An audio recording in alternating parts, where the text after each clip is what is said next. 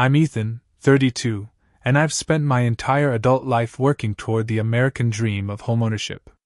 After years of saving, I finally bought a 3-bedroom house with a renovated garage apartment.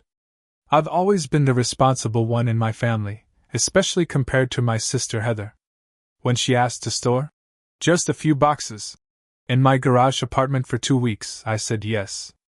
That decision spiraled into a 6-month nightmare that nearly destroyed my family relationships and left me questioning everything. Before I dive into this wild story, drop a comment telling me where you're watching from, and if you've ever had family take advantage of your kindness, hit that subscribe button. Trust me, you'll want to hear how this ends. When this all started, I had been working as a senior software developer at TechFusion for about 7 years. After graduating with my computer science degree, I lived in a tiny studio apartment, drove a beat-up Toyota, and put away almost half my salary every month. While friends were taking exotic vacations and buying luxury cars, I was focused on my long-term goal, owning my own home. By 30, I had saved enough for a substantial down payment on a modest 3-bedroom house in a nice neighborhood.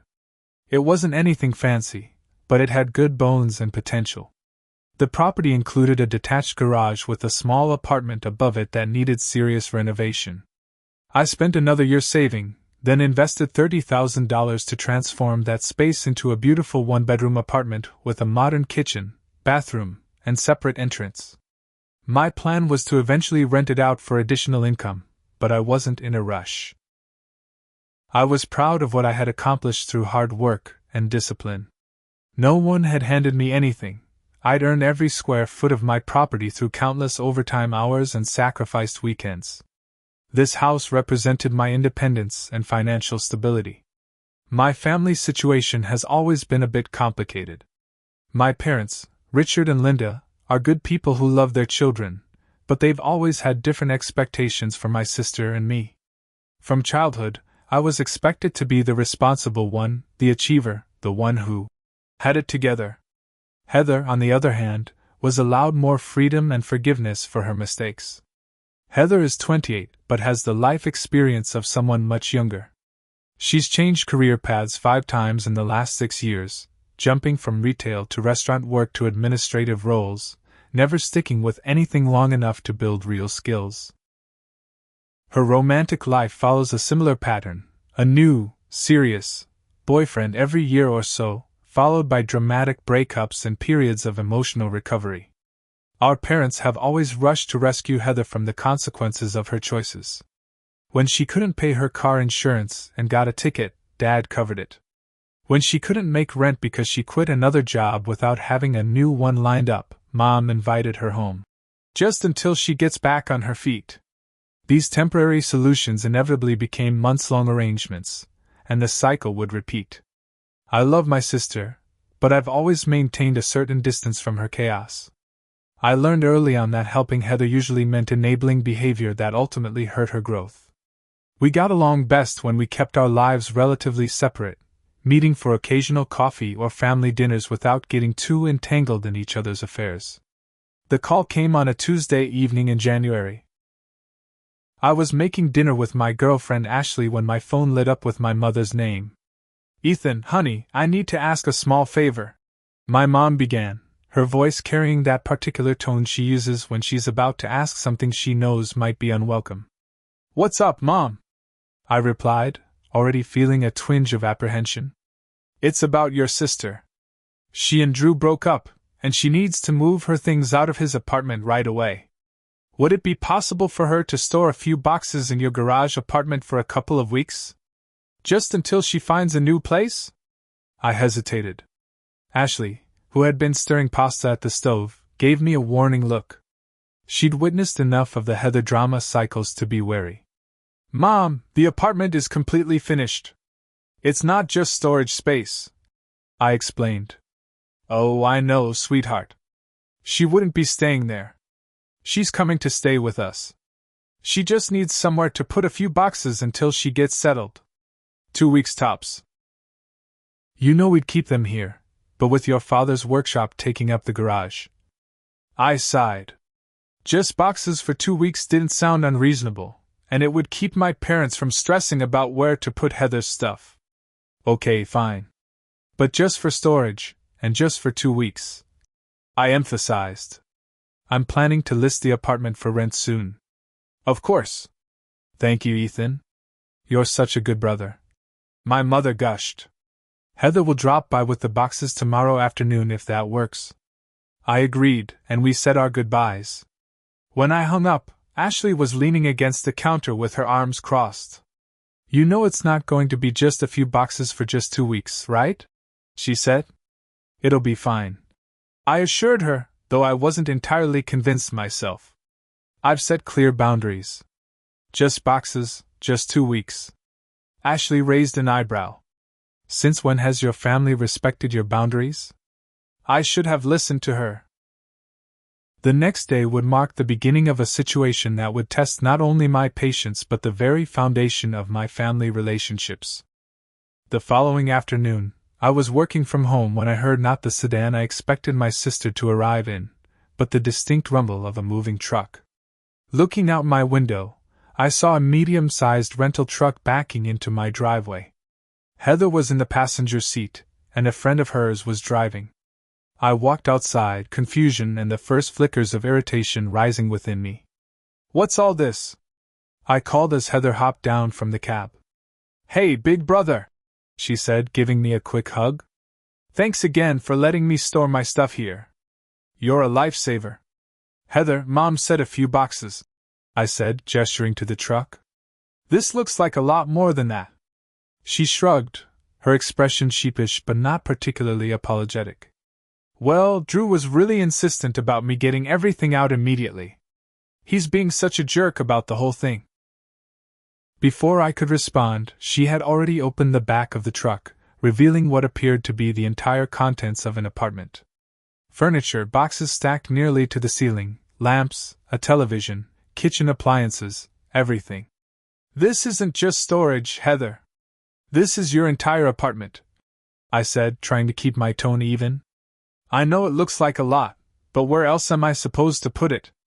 Mom and Dad don't have room, and I can't afford a storage unit right now. Her eyes welled up with tears. I'm really going through a hard time, Ethan. Drew cheated on me with his coworker, and now I have nowhere to go. I felt the familiar weight of guilt and obligation settling onto my shoulders. This was classic Heather, the emotional manipulation, the last-minute crisis, the expectation that others would adjust their lives to accommodate her drama. Look, I said after a moment. You can store the boxes here temporarily, but the furniture and other large items need to go somewhere else. The apartment isn't a storage unit. But it's empty. And it's just for 2 weeks, I promise. I have a lead on a great apartment that opens up at the beginning of next month. She wiped at her eyes. Please, Ethan. Just this once.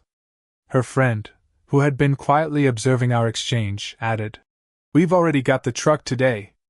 If we have to rent another one later, it'll cost her a lot more. I knew I was being manipulated, but I also knew that standing my ground would make me the bad guy in my family's eyes. With a sense of resignation, I agreed to let her unload everything into the apartment, but emphasized again that it was for 2 weeks only. As they began carrying items up to the apartment, Heather approached me again. So the thing is, I don't actually have a place to stay tonight. Mom and Dad are out of town visiting Aunt Carol until tomorrow, and Drew already changed the locks. Her voice trailed off suggestively. You told Mom you were staying with them. I pointed out. I know, but their trip was planned last minute. Just one night in the apartment? Please? I'll sleep on the couch since there's no bed set up yet. One night. It seemed harmless enough. Fine, just tonight. I conceded. That one night, of course, was just the beginning. When I knocked on the apartment door the next morning, Heather answered in pajamas, looking thoroughly settled in. The couch had been pushed against the wall, and her clothes were already hanging in the closet. Morning. I made coffee, she said cheerfully, as if this were her home and I was the visitor. Heather, what's the plan for today? Mom and Dad are back, right? Her smile faltered slightly. About that, Their place is really small, and you know how Dad gets when his routine is disrupted. They think it might be better if I stay here for a few more days, just until I can view that apartment I mentioned. And so began the pattern that would define the next several weeks. Each day brought a new excuse, a new reason why Heather needed just a little more time. In the apartment viewing fell through. The property manager wasn't responding to her calls. She needed to save more money for the security deposit. Meanwhile, signs of permanent residency multiplied. Mail began arriving addressed to her. The refrigerator filled with her groceries. She hung pictures on the walls. When I mentioned these observations, she dismissed them as temporary measures to make the space feel comfortable. While she was there, 2 weeks came and went with no indication that Heather was preparing to leave. When I tried to have a serious conversation about her timeline, she burst into tears, claiming I didn't understand how difficult things were for her right now. "I'm trying my best, Ethan," she sobbed. "Do you think I want to be in this situation? Do you think I enjoy having to rely on my brother for a place to stay? This is humiliating for me." That evening, my parents called to thank me for helping Heather through this tough time. "We're so proud of you for stepping up," my mother said warmly. "Family is everything, and you're showing what that really means." It became clear that Heather had been spinning a very different narrative to our parents, one where I had generously offered my garage apartment as a temporary home while she got back on her feet. In their minds, the 2-week storage arrangement had evolved into an open-ended housing solution, with their full blessing but without my consent. By the 1-month mark, I realized I was facing a situation far more complicated than I had anticipated. What had begun as a simple favor had transformed into an indefinite living arrangement, and I was increasingly uncertain about how to reclaim my space without causing a family rift. Almost 6 weeks into Heather's temporary stay, I arrived home from work to find an unfamiliar blue Subaru parked in my driveway. It was positioned directly behind my car, effectively blocking me in. Annoyed, I parked on the street and walked toward my house, keys in hand. As I approached the garage apartment, I heard male laughter mingling with Heather's voice. I hesitated, then decided I needed to know who was visiting my property. I climbed the exterior stairs and knocked firmly on the door. Heather opened it, looking slightly flustered. "Oh, hey! You're home early." "I'm not early. It's 6 o'clock," I said, peering past her. Sprawled on the couch, my couch, technically, was a lanky man with a scruffy beard and a half-empty beer in his hand. He looked vaguely familiar. "Who's this?" I asked, though I already had a sinking suspicion. "Ethan, you remember Drew?" Heather said, her voice overly bright. "Drew, you remember my brother Ethan?" Drew raised his beer in a lazy salute. "Hey, man. Nice place you got here." I stood frozen in disbelief. Drew, the cheating ex-boyfriend who was the entire reason Heather needed a place to store her things. The guy she had been crying about for weeks. The catastrophic breakup that had precipitated this whole situation. "Can I talk to you outside?" I asked Heather, keeping my voice level. Once we were on the landing, I didn't bother hiding my confusion and anger. "What is he doing here?" Heather fidgeted with the hem of her shirt. "We worked things out. It was all a big misunderstanding about that coworker." "A misunderstanding?" "Heather, you told me he cheated on you. That he kicked you out and changed the locks."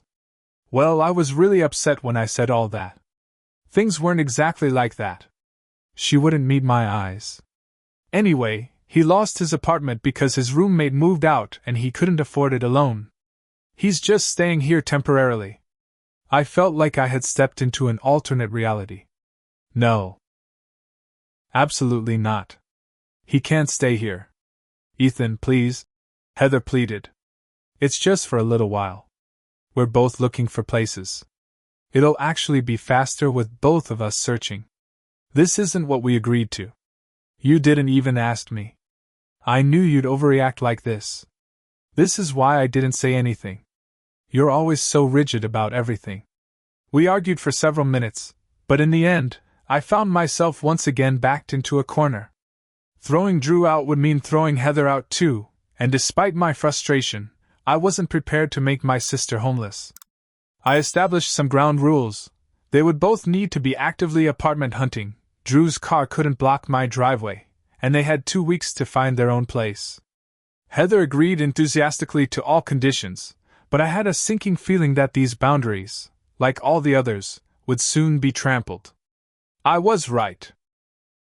Over the next few weeks, Drew's presence transformed what had been an inconvenient situation into an intolerable one.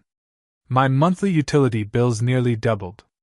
The water bill spiked from their long showers, the electricity bill soared from constant use of heating and every appliance, and my internet slowed to a crawl from their streaming habits. Food began disappearing from my refrigerator in the main house. At first, I thought I was misremembering what I had purchased, but then I caught Heather exiting my kitchen one afternoon, a container of my leftovers in her hand. "Oh, we ran out of food and haven't had time to shop," she explained casually. "I figured you wouldn't mind. We're family, right?" Items from my house began migrating to the apartment: my toolkit, my portable speaker, even my coffee maker. When I retrieved them, they were often damaged or dirty. My expensive chef's knife returned with a chipped blade. My speaker came back with a mysterious sticky substance on it. The noise became another issue entirely. Drew seemed to exist in only 2 volumes, loud and louder. His voice carried across the yard, his music thumped through the walls, and his late-night video gaming sessions often kept me awake. Several neighbors commented on the noise, clearly assuming these were tenants I had chosen to allow on my property. After a particularly disruptive weekend where Drew invited friends over for what turned into an impromptu party in the apartment, I decided it was time for another serious conversation. I texted Heather asking when we could talk. "About what?" she replied. "About the living situation. The noise, the borrowing of my things, the food disappearing from my kitchen. And about a timeline for you and Drew finding your own place." 3 hours later, she finally responded. "We're adults, Ethan. Stop treating us like children." I decided to try a different approach and called my parents, hoping they might help reason with Heather. The conversation did not go as I had anticipated. "Honey, they're just going through a rough patch," my mother said. "You have all that extra space that you're not even using." "It's not extra space, Mom. It's my property that I worked hard for and invested in. I was planning to rent it out for income." "Well, family is more important than money," she replied, her tone carrying a note of disapproval. "Heather told us how stressed she's been with you constantly pressuring them about moving out. They need time to save for a security deposit."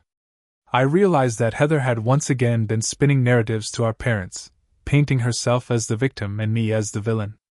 When I tried to explain my side, my father interrupted. "Son, sometimes you need to loosen up a bit. Not everything has to be so structured. Your sister needs help right now, and that's what family does, we help each other." The conversation left me feeling gaslit and frustrated.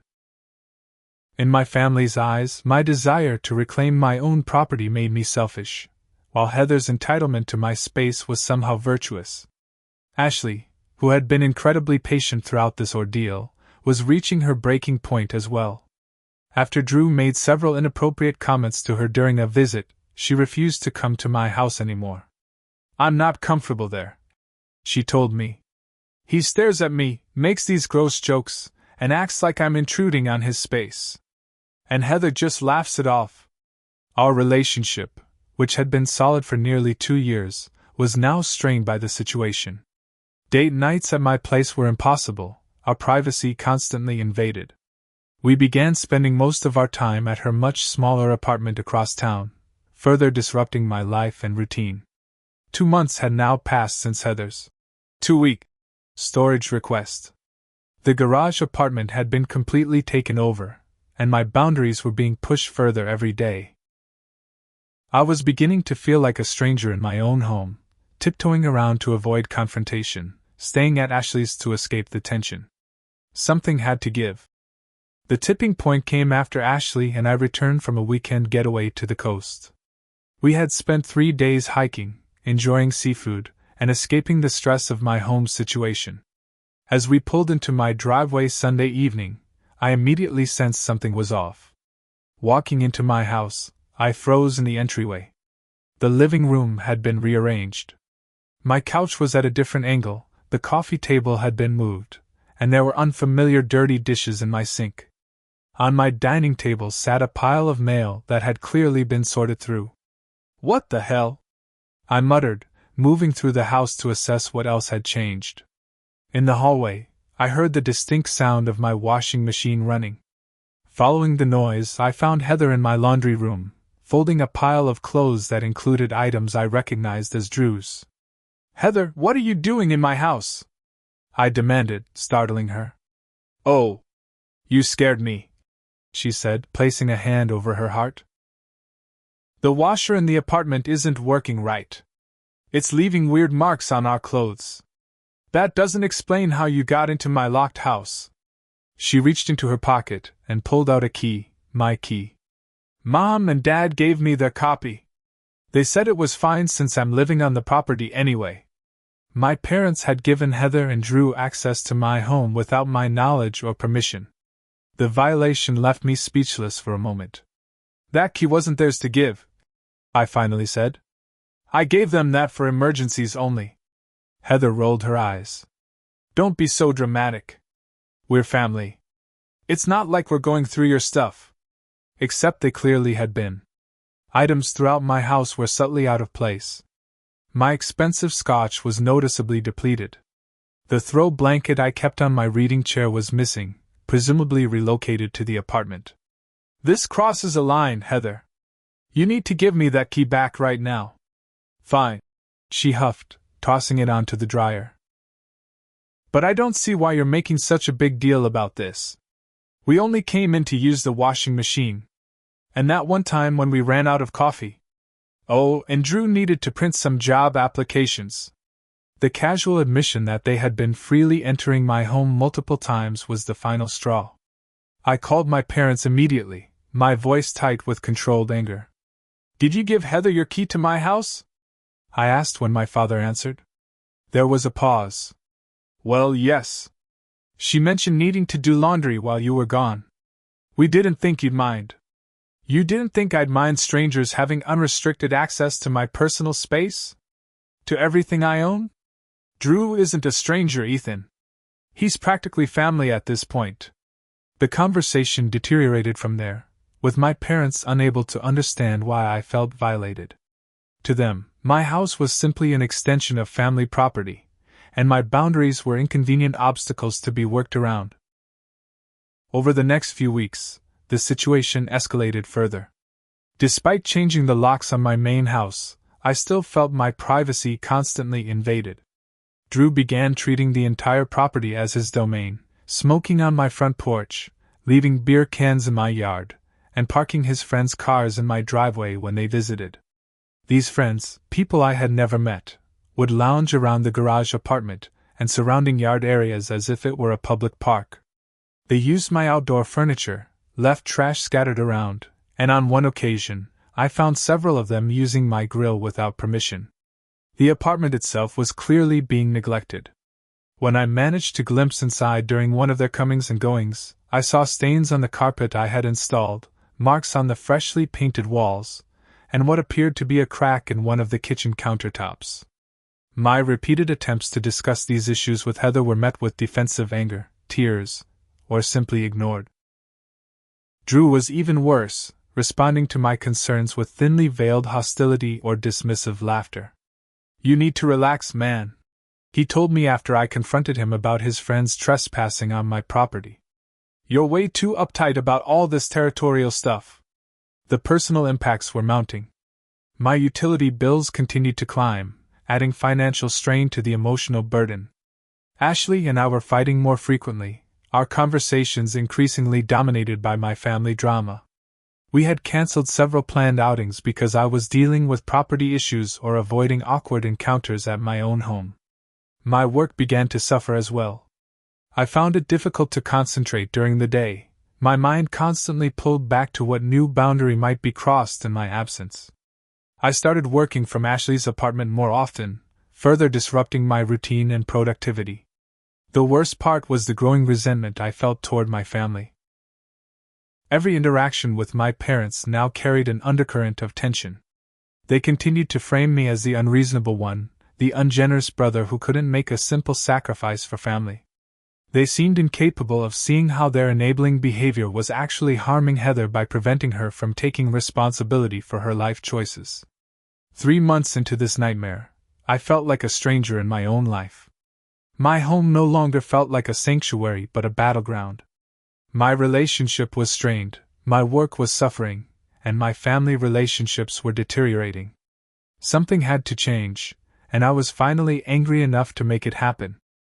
For months after Heather's initial 2-week request, I received a text message from my mother. Family dinner at our house tomorrow night at 6. Important to have everyone there. Please confirm you can make it. I assumed this might finally be an opportunity to address the situation as a family in a neutral setting. Perhaps my parents had realized the unsustainability of the current arrangement. Maybe they were going to help Heather and Drew find their own place. With cautious optimism, I confirmed my attendance. When I arrived at my parents' house the following evening, I immediately sensed something was off. My mother's hug seemed forced, my father's handshake overly formal. Heather and Drew were already there, seated on the couch with uncharacteristically serious expressions. Come in, son, my father said, gesturing to an armchair positioned directly across from the couch, an arrangement that suddenly felt like an interrogation setup. As I sat down, I noticed my Aunt Patricia and Uncle Steve were also present, sitting quietly in the dining room within earshot. This wasn't just a family dinner, it was some sort of gathering. We've asked you here tonight because we're concerned, my mother began, her voice carrying that therapist-like tone she adopted when trying to manage difficult conversations. There have been some issues that we think need to be addressed as a family. My father nodded gravely. We're worried about the growing tension between you and your sister. This situation with the apartment has created a rift, and that's not what family is about. I looked between them, suddenly understanding what was happening. Wait, is this some kind of intervention? For me? We prefer to think of it as a family meeting, my mother said. A chance for everyone to express their feelings in a safe space. Heather leaned forward, her eyes already glistening with carefully prepared tears. Ethan, I know you're frustrated with us staying in your apartment longer than planned. But the way you've been treating us is really hurtful. The constant pressure, the hostile attitude, the demands, it's creating a toxic environment. Drew nodded beside her. Yeah, man. It's like we're walking on eggshells around you. We're doing our best here, but nothing seems good enough.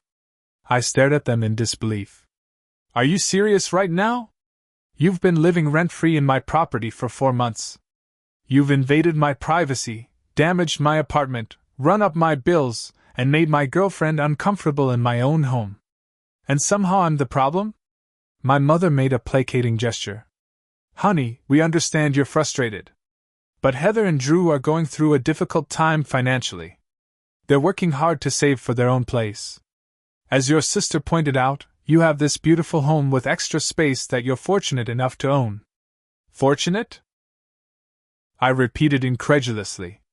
I worked 60-hour weeks for years to afford that house. I lived like a monk while saving for the down payment. I spent my own money renovating that apartment. There was no luck or fortune involved, just hard work and sacrifice. Nobody's saying you didn't work for what you have. My father interjected. But part of being a successful person is helping those who haven't been as disciplined. The implication that Heather's situation was merely a result of bad luck rather than poor choices ignited something in me. This isn't about discipline.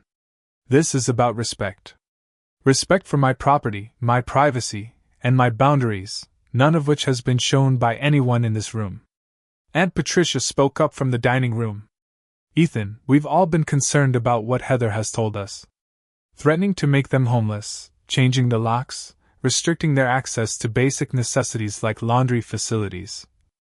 I turned to her, stunned. That's what she told you?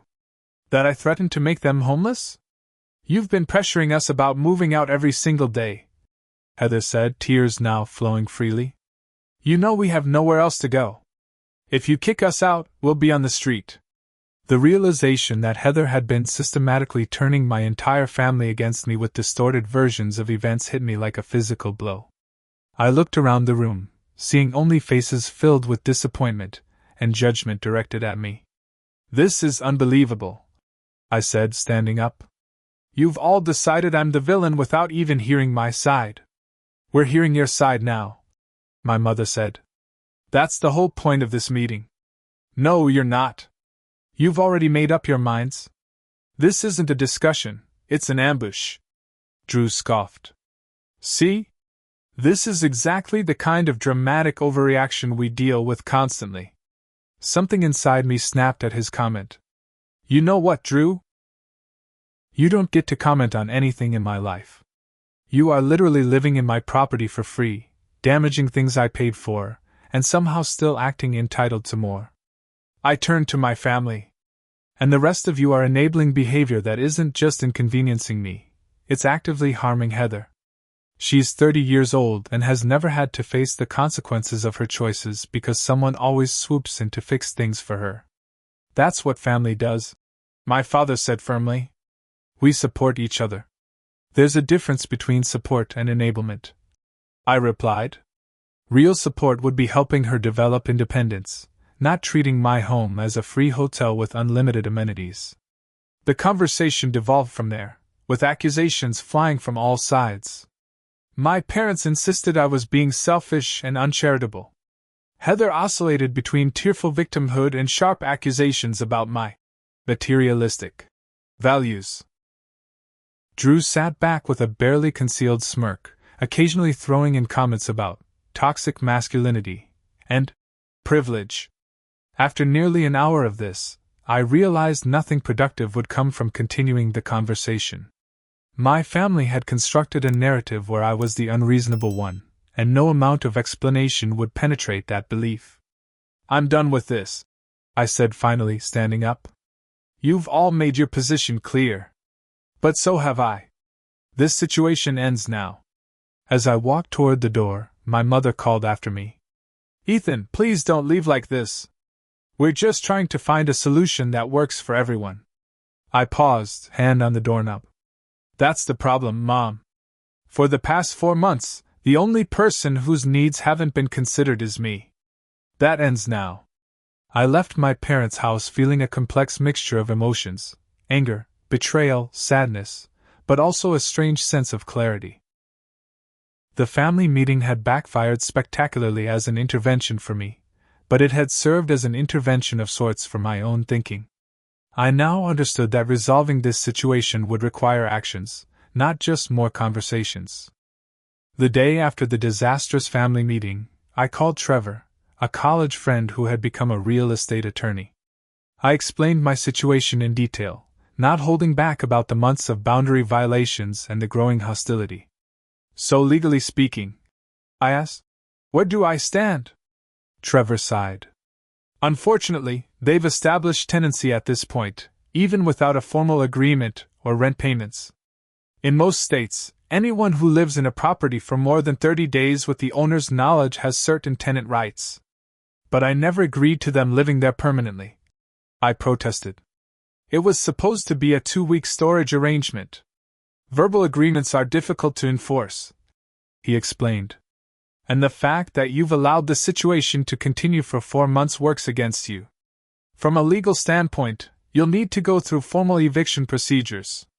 The word eviction made my stomach twist. It sounded so harsh, so final, exactly the kind of action my family would see as confirming their worst opinions about me. But Trevor's next words helped shift my perspective. Ethan, this isn't just about legal rights. This is about setting healthy boundaries. From what you're describing, these people are taking advantage of your generosity and manipulating you emotionally when you try to stand up for yourself. That's not okay. He walked me through the proper steps for a legal eviction in our state, emphasizing the importance of documentation and following proper procedures. We discussed timelines, potential challenges, and strategies for minimizing conflict. One more thing, Trevor added before we hung up. Document everything from this point forward. Take photos of the current condition of the apartment, keep records of all conversations, and communicate important matters in writing whenever possible. That evening, I drove to a home improvement store and purchased new locks for both my main house and the garage apartment. I also invested in a security camera system that would cover the exterior of both structures. The following day, I installed everything while Heather and Drew were out. When they returned and discovered they couldn't enter my main house, Heather called immediately. "The key isn't working," she said accusingly. "Did you change the locks?" "Yes," I replied calmly. "I'm not comfortable with anyone having unrestricted access to my personal space, especially after finding out that keys were distributed without my knowledge." "But what if we need to do laundry?" she demanded. "The garage apartment has its own washer and dryer that you claimed wasn't working. I'll have someone come look at it this week. In the meantime, there's a laundromat 3 blocks away." Her tone shifted to incredulous anger. "You can't be serious. You expect us to go to a laundromat?" "Most people who don't have in-unit laundry do exactly that," I pointed out. The conversation ended with Heather hanging up on me after calling me several choice names. Minutes later, my parents called. I let it go to voicemail, then listened to my mother's message expressing deep disappointment in my petty actions and urging me to remember what family means. The next day, I consulted with Trevor again, then drafted a formal 30-day notice to vacate. The document was clear and legally sound, stating that their tenancy would end in exactly 30 days, at which point they needed to have completely vacated the premises and returned all keys. I delivered the notice personally that evening, bringing along Ashley as a witness. Heather answered the door in a bathrobe despite it being dinner time, clearly trying to make the interaction awkward. "What's this?" she asked when I handed her the envelope. "It's a formal notice to vacate the property within 30 days, I said, keeping my voice level. "I've outlined everything clearly in the document, including the expected condition of the apartment upon your departure." Her expression morphed from confusion to outrage. "You're evicting us? Your own sister? I'm asking you to honor the original agreement, which was temporary use of the space," I corrected. "It's been 4 months, Heather. That's generous by any standard." "We have nowhere to go!" she shouted, Drew appearing behind her with a theatrical look of concern. "You're literally making us homeless. You have 30 days to find alternative arrangements," I said firmly. "That's more than enough time to secure housing. If you need help with a security deposit, I'm willing to discuss that." Drew stepped forward, his chest puffed out in an attempt at intimidation. "You can't just throw us out, man. We have rights." "Yes, you do," I agreed. "You have the right to 30 days' notice, which I'm providing. Everything is being done legally and properly." The confrontation continued for several more minutes, with Heather cycling through anger, tears, and accusations. Ashley stood silently beside me, her presence a steady reminder that I wasn't alone in this situation. Finally, when it became clear that I wouldn't be swayed, Heather snatched the notice and slammed the door in our faces. Within minutes, my phone was buzzing with messages from my parents, extended family members, and even a couple of family friends, all expressing various levels of shock, disappointment, and outrage at my decision to put my sister on the street. The following days were difficult. I received multiple calls from family members trying to convince me to reconsider. My mother left tearful voicemails about family loyalty. My father sent stern texts about responsibility and compassion. I responded to each with a simple, factual explanation. After 4 months of unauthorized residency, property damage, and boundary violations, I was exercising my legal right as a property owner. To my surprise, a few relatives actually expressed understanding once they heard my side of the story. My cousin Michael, who had been subjected to one of Heather's extended, temporary, stays years earlier, called to offer moral support. "Stay strong," he advised. "It's hard to be the bad guy, but sometimes that's what it takes to break unhealthy patterns." As the days passed, I remained firm in my resolution. I cut off the utilities that were in my name, requiring Heather and Drew to establish their own accounts if they wanted services for their remaining time. I documented the growing collection of beer cans and trash accumulating outside the apartment, sending polite but firm requests for proper disposal. When they began loudly complaining to neighbors about being illegally evicted, I provided a calm, factual account of the situation to anyone who asked. Surprisingly, many neighbors expressed relief that the constant noise and parade of unfamiliar visitors would soon end. 2 weeks into the 30-day period, I noticed signs that they might actually be preparing to leave. A few boxes appeared near their door. Drew's car was absent more often. Heather's social media posts began mentioning exciting new beginnings and leaving toxic environments behind. The narrative she was constructing portrayed her as the heroic figure escaping negativity, rather than someone being held accountable for taking advantage of family generosity. But at this point, I didn't care about the story she told, I just wanted my property back. During this time, Ashley proved to be an incredible source of support. She helped me research tenant laws, accompanied me during potentially difficult interactions, and provided emotional ballast when family pressure became overwhelming. "I'm proud of you," she told me one evening as we sat on my porch. "Standing up to family is one of the hardest things to do, especially when they're experts at making you feel guilty for having boundaries." Her validation helped strengthen my resolve during moments of doubt. This wasn't about being cruel or ungenerous. It was about reclaiming my life and property while refusing to participate in patterns that ultimately harmed everyone involved. 3 weeks after delivering the notice, I received an unexpected text from Heather. "We found a place. Moving out this weekend." The simple message, devoid of her usual emotional manipulation, felt like the first honest communication we'd had in months. I responded with equal simplicity. "That's good to hear. Let me know when you're done so I can get the keys." That weekend marked the beginning of a new chapter, not just for my property, but for my understanding of family dynamics and my own capacity to maintain healthy boundaries even when it's difficult. The moving day arrived with unexpected drama, despite my hopes for a smooth transition.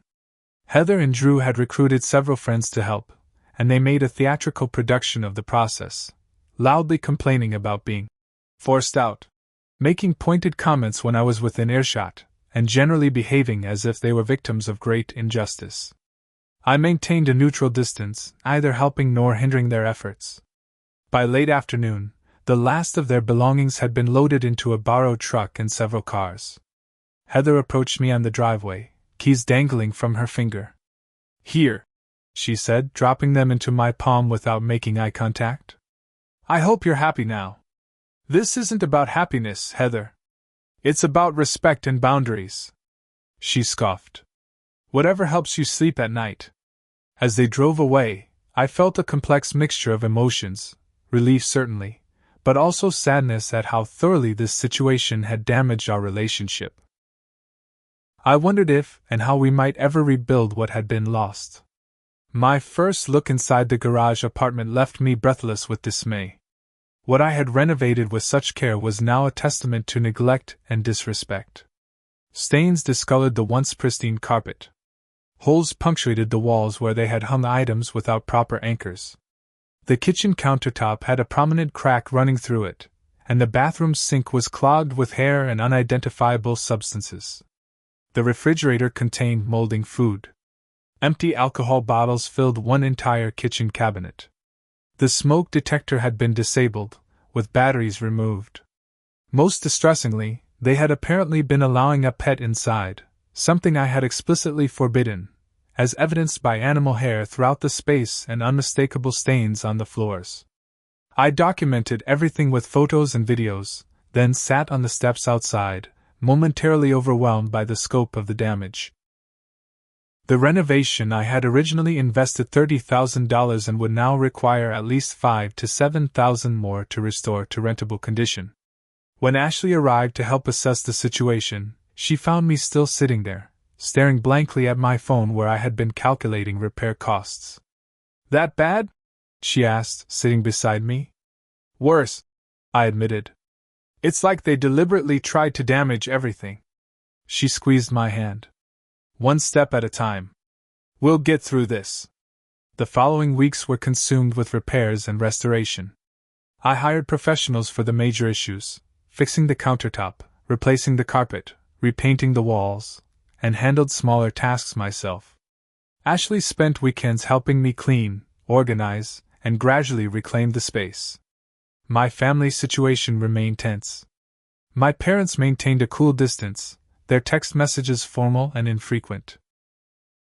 Heather had apparently told them the apartment was in perfect condition when she left, so when I sent photos of the actual damage, it created another wave of conflict and accusations. She says you're making this up to justify your actions, my mother texted after receiving the photos.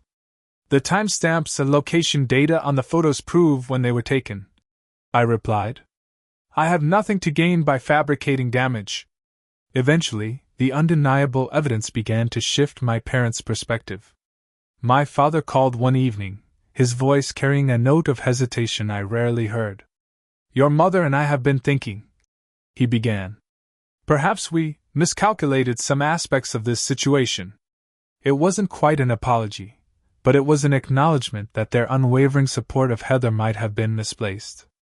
We talked for nearly an hour, having our first honest conversation in months about family patterns, enabling behaviors, and the difference between helping and enabling. We wanted to protect her, he admitted. But maybe we've been protecting her from the wrong things. Maybe she needed to face some consequences sooner. The conversation didn't magically resolve everything, but it opened a door to healing that had previously seemed firmly closed. Heather's communication remained minimal and hostile for several months. She had moved and withdrew to a small apartment across town, and according to mutual acquaintances, was telling anyone who would listen about her cruel brother, who had thrown her out on the street. I made peace with being the villain in her story. Sometimes growth requires someone to hold firm boundaries, even when it's uncomfortable for everyone involved. 6 months after the eviction, with the apartment fully restored and actually rented to a responsible tenant with a proper lease agreement, I received an unexpected text from Heather. Can we talk? We met at a neutral coffee shop, both visibly nervous. The conversation was awkward at first, filled with careful small talk and cautious questions. But gradually, something shifted. I've been doing some thinking, she said, staring into her coffee. And some therapy, actually. That's good, I offered, genuinely pleased to hear it. Yeah. It's eye-opening. Turns out I have some patterns that aren't exactly healthy. She looked up, meeting my eyes directly for the first time. I owe you an apology. A big one. For taking advantage of your generosity, for not respecting your boundaries, for the damage to your property. For all of it. I hadn't expected this turn, and found myself momentarily speechless. I'm not asking for forgiveness right away, she continued. I know I've got a lot to prove. But I wanted you to know that I see it now, how unfair I was, how I manipulated situations to avoid responsibility. I'm working on it. That conversation marked the beginning of a slow, careful rebuilding of our relationship, not back to what it had been, but towards something potentially healthier. Heather and I established clear boundaries and expectations for our interactions. We began with occasional text messages, then coffee meetings, eventually working up to family gatherings where we could interact without the old patterns emerging. My parents, too, seemed to be reconsidering some of their long-held assumptions. They became less quick to rescue Heather from difficulties, allowing her the dignity of solving her own problems. Our family dynamic was evolving, painfully but necessarily. Throughout this journey, my relationship with Ashley deepened.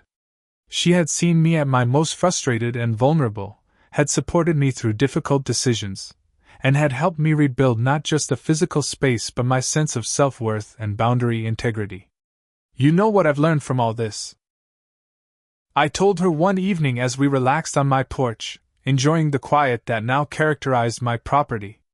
That sometimes the kindest thing you can do for someone is not give them what they're asking for. She nodded. Boundaries aren't walls, They're the foundation that allows real relationships to exist. Today, nearly a year after that first request to store a few boxes, my life has found a new equilibrium. The garage apartment houses a schoolteacher who pays rent on time and respects the property. My relationship with my family continues to evolve in healthier directions. Heather has maintained steady employment for 8 months, a personal record, and recently moved into her own studio apartment without financial assistance from anyone. I've learned that family love doesn't require the sacrifice of personal boundaries. That generosity without limits isn't actually generosity at all, but a form of enabling that ultimately harms everyone involved. That sometimes being labeled the villain is the price of breaking unhealthy patterns. Most importantly, I've learned that standing firm in your own truth, even when it's uncomfortable, creates the foundation for more authentic relationships built on mutual respect rather than obligation or manipulation. If you've ever struggled with family boundaries or found yourself caught between compassion and self-preservation, I hope my story offers some validation and encouragement. Sometimes the hardest conversations and decisions lead to the most necessary growth. Sometimes reclaiming your space means reclaiming your self-respect. Have you ever had to set difficult boundaries with family? What did you learn from the experience? Drop your thoughts in the comments below, and if this story resonated with you, please hit the like button and subscribe to hear more real-life experiences. Remember, healthy boundaries aren't selfish, they're essential. Thanks for listening, and I wish you strength in your own boundary-setting journey.